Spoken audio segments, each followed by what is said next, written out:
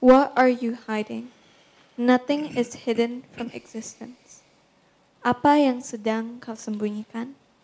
Tak ada sesuatu yang bisa disembunyikan dari keberadaan.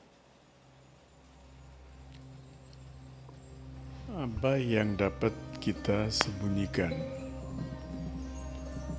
Ide bahwa saya bisa melakukan sesuatu sembunyi-sembunyi itu sudah merupakan ide yang berasal dari ego.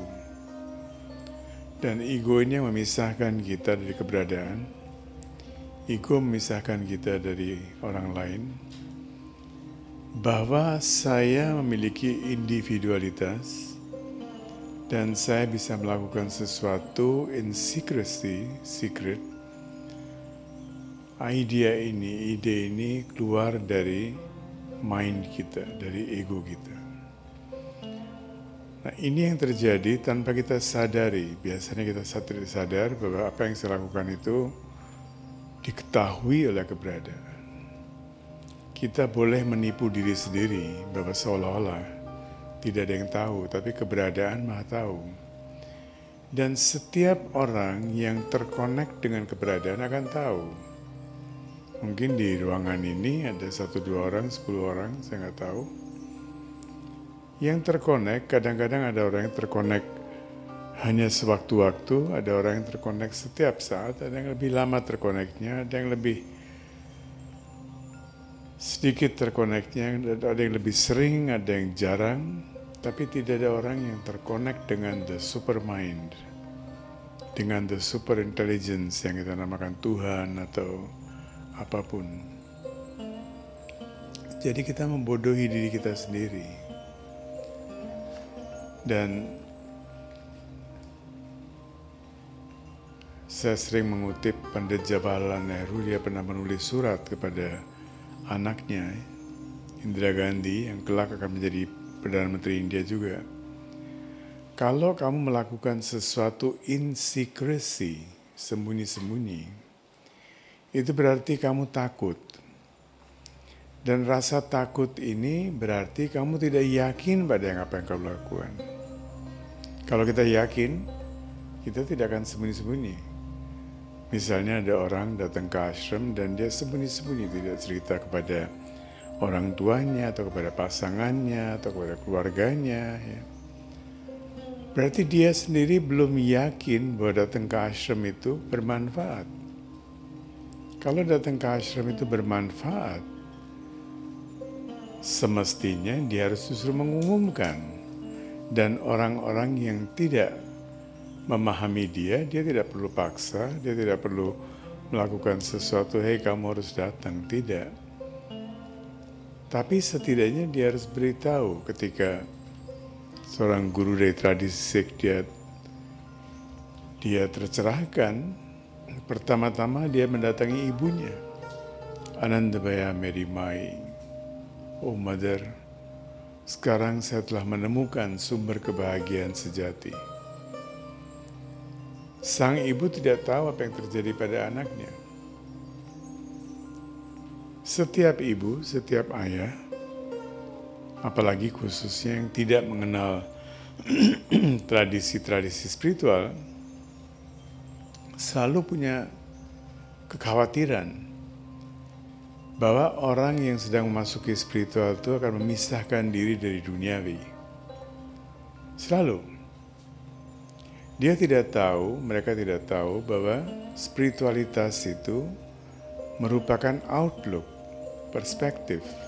Bagaimana kita melihat dunia ini? Kita melihat dunia ini sebagai materi, atau kita melihat dunia ini sebagai spirit.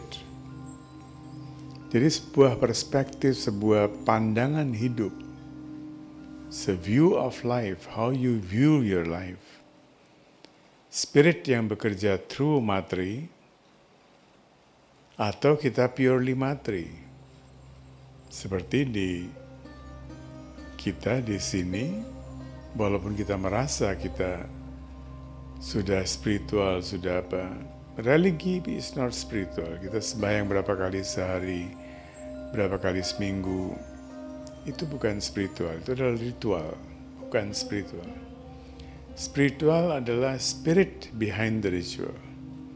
Spirit yang esensi yang ada di balik ritual-ritual itu. Nah, kita melakukan berbagai macam ritual dan kita anggap itu sudah spiritual. Tidak. Itu baru ritual. Dan ketika kita melakukan ritual-ritual itu, apakah kita merasa oneness, kesatuan, persatuan dengan alam semesta, atau kita cuma minta terus tanpa merasakan kesatuan itu? Jadi selalu ada individual kita yang minta terus. Dan ketika kita mati, dalam tradisi yang mengenal spiritual, dia akan mengatakan, the Dehi has gone. Ia yang pernah menempati ruang badan ini, rumah ini telah pergi. Orang yang tidak mengenal spiritual, dia akan mengatakan bahwa dia datang dari debu, dia telah menyatu dengan debu. Dua perspektif yang berbeda. Perspektif yang berbeda, dia dari tanah, dia kembali ke tanah. Perspektif spiritual adalah dia datang dari roh itu, dari light itu, dari cahaya itu, dari spirit itu, dan dia kembali. Maka dari itu, pemahaman kita ketika orang meninggal, kita tidak mengatakan rest in peace. Siapa yang harus rest in peace?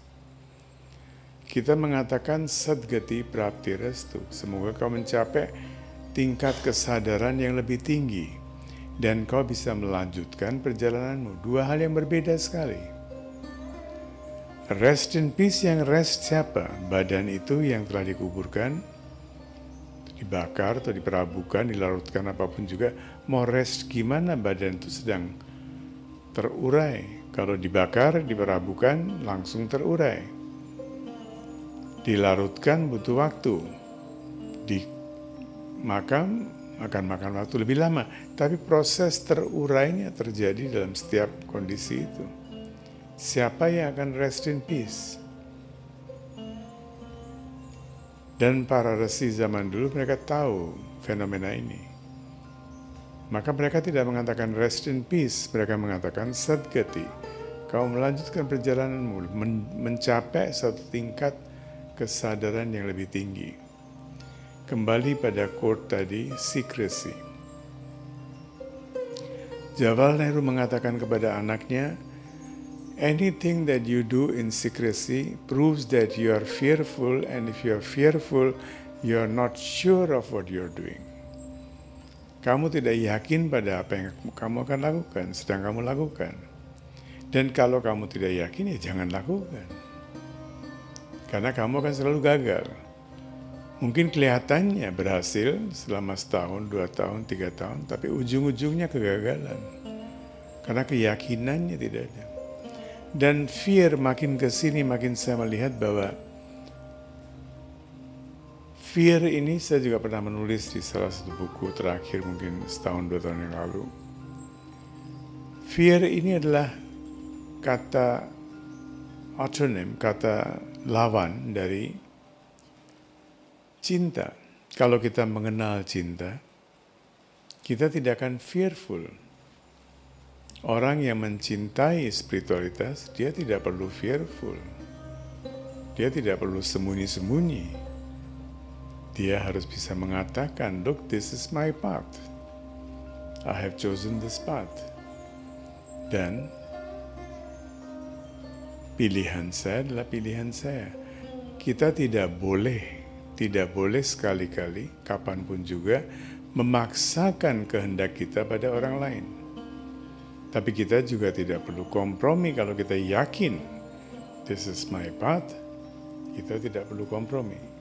So, ini adalah renungan yang sungguh sangat penting bagi kita semua, karena saya tahu kita semua pernah atau sedang punya masalah seperti itu. Sembunyi-sembunyi ke ashram, sembunyi-sembunyi ke sini, sembunyi-sembunyi ke sana, berarti we are fearful. And fear, selama kita masih fear, we cannot love God. kita nggak bisa mencintai Tuhan. Terima kasih.